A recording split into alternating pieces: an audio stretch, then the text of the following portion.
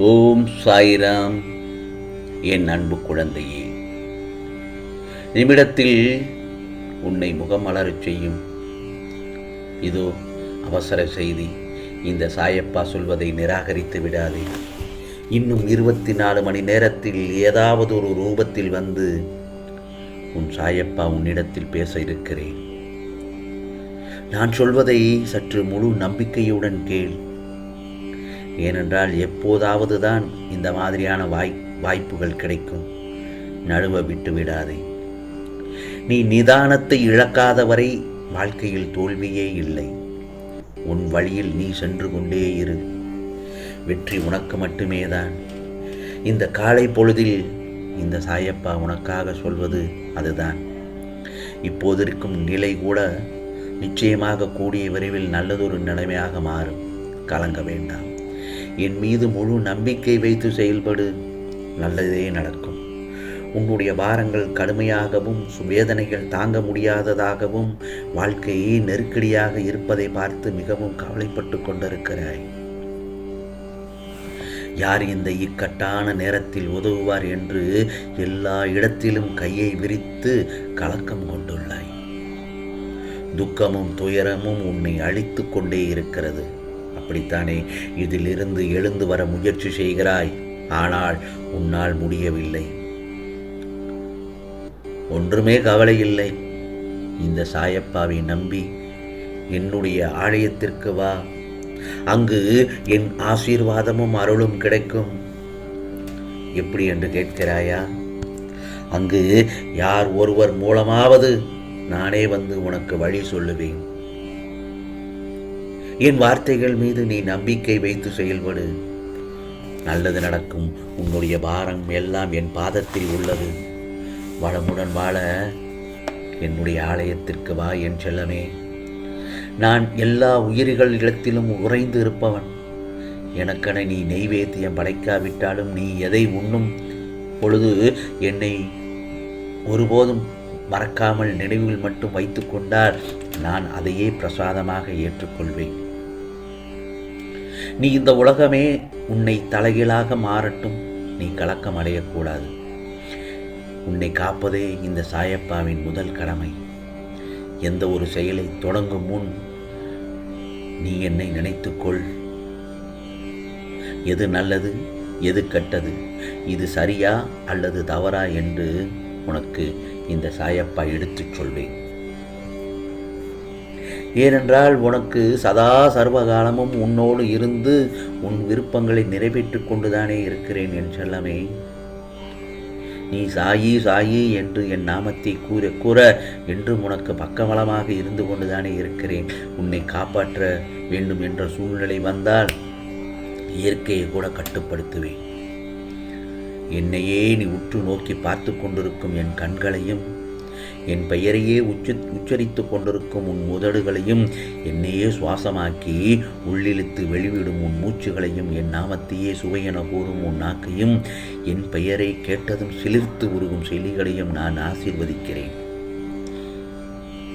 நான் எல்லோரிடத்திலும் எல்லா உயிர்களையும் ஆசீர்வதிப்பேன். கவலைப்படாதே. நீ எப்பொழுதுமே என்னையே கதி என்று சரணடைந்திருக்கிறாய் அல்லவா? உனக்கு நான் நல்லது செய்ய மாட்டேனா? ஒரு வினாடியில் உன் தலையெழுத்தை மாற்றும் சக்தி எனக்கு உள்ளது. அந்த வினாடிதான் இன்னும் தீர்மானிக்கப்படாமல் இருக்கிறது. ஏனென்றால் நான் கொடுக்கப் போகும் தீர்வு நிரந்தரமானது. சில விஷயங்கள் உனக்கு கூறியது போன்ற நிகழ்வு இப்போது நடக்காமல் இருப்பதை நினைத்து உனக்கு நான் கோரிக்கைகளை நிறைவேற்றவில்லை என்று தோன்றும். ஒன்று மட்டும் நல்லா தெரிஞ்சுக்கோ. நடப்பதை மட்டும்தான் நான் உனக்கு கூறுவேன். நடப்பதை மட்டும்தான் இந்த சாயப்பா உனக்கு கூறுவேன். உன் சாயப்பா உனக்கு கூறியதை நிச்சயமாக நிறைவேற்றுவேன். உன்னை காப்பாற்ற உனக்கு பக்கபலமாய் இருந்து உன் பயணத்தில் நானும் பயணிப்பேன் என்றும் அதை மட்டும் மறந்து விடாதே. உன் மனம், புத்தி, சிந்தனை, பயம், கலக்கம், எதிர்மறை எண்ணம் என அத்தனையையும் உன்னுள் இருந்து வெளியே எடுத்துவிட்டு உன் தேவைகளை பூர்த்தி செய்வேன். கவலைப்படாமல் இரு. அதேபோல் உனக்கு இந்த பிரபஞ்சத்தில் எதுவுமே நிரந்தரமில்லை என்பதை உணர வைத்து எளிமையாகவும் ஏழ்மைக்கு உதவி செய்யும் மனப்பான்மையையும் தூண்டச் செய்வேன். ஏட்டுச் சுரக்காய் கறிக்கு உதவாது என்பதை உணர வைத்து நீதி மாறாமல் வாழ வைப்பேன். உன்னை உழைப்பின் தத்துவத்தை எடுத்துரைத்து உன் உழைப்பில் வருவதை கொண்டு வாழ வைப்பேன். இன்பம் துன்பம் ஏற்றதாழ்வு இதனால் வந்த கர்மாவை என்னவென்று அறிய வைத்து மன மகிழ்ச்சியோடு நீ ஏற்று இந்த ஜென்மத்திலேயே அனுபவித்து பூரணம் கண்டு பிறவி கடந்து உன்னை அழைத்துக் கொள்வேன். என் செல்ல பிள்ளையே, உனக்கு சந்தோஷம்தானே?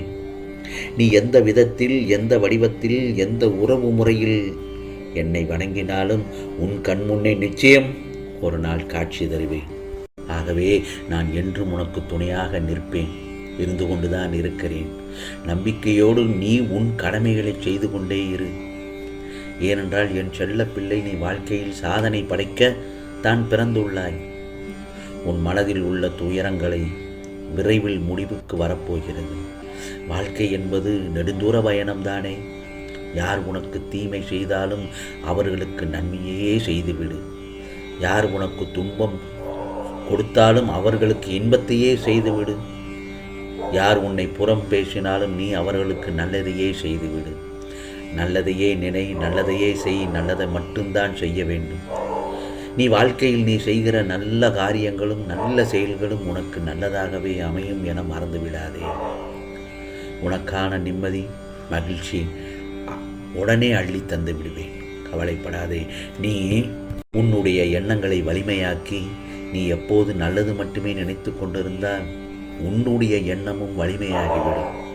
உன் வாழ்வு சீரும் சிறப்புமாக மாறிவிடும். நான் உன் சாயப்பா சொல்வது போல் நடந்து கொண்டால் உனக்கானது எல்லாம் நிச்சயம் நல்லதொரு மாற்றமாக இருக்கும். பிறகு பார், வாழ்க்கையில் நீ எல்லா செல்வ வளங்களையும் பெற்று நிச்சயமாக நல்லதொரு சீரும் சிறப்புமாக என்னுடைய ஆசீர்வாதத்தால் நல்லபடியாக வாழ்வாய் உன் குடும்பத்தோடு. இந்த மாற்றம் திருப்புமுனையாக இருக்கும். நிச்சயமாக நல்லதொரு வெளிச்சத்தை தரும். நீ என்னை நம்பி உன் வீட்டில் ஒரு சின்ன விளக்கு ஏற்று என் செல்லமே.